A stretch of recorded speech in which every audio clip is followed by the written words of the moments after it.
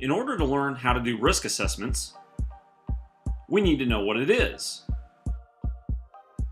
But we also need to know the difference between a hazard and a risk, and it gets confusing. So what is a hazard and what is a risk? They sure sound alike, but they don't mean the same thing. A hazard is something that poses a threat to life, health, property, or the environment.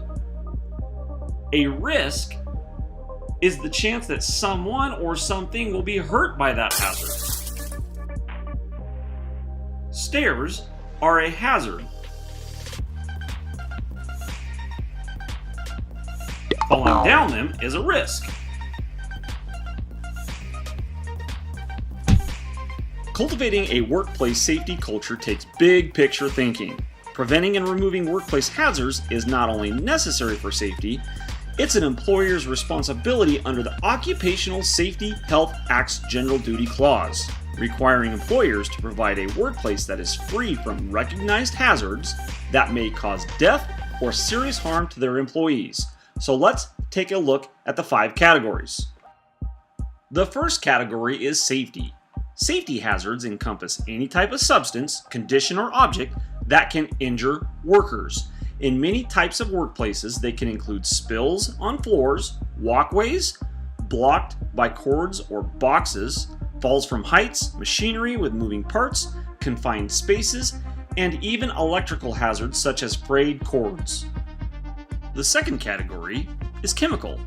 Workers can be exposed to chemicals in liquids, gases, vapors, fumes, and particulate materials. Chemical hazards include acids, pesticides, carbon monoxide, flammable liquids, welding fumes, silica dust, and even fiberglass fibers. The third category is biological hazards. Employees who work with other people, with animals, or with infectious materials can be exposed to biological hazards, such as blood, fungi, mold, viruses, and animal droppings. The fourth category is chemical. A physical hazard can injure workers with or without contact. These types of hazards include radiation, working in extreme heat or cold, spending hours under the sun, or being constantly exposed to loud noises. And finally, the last category, ergonomic.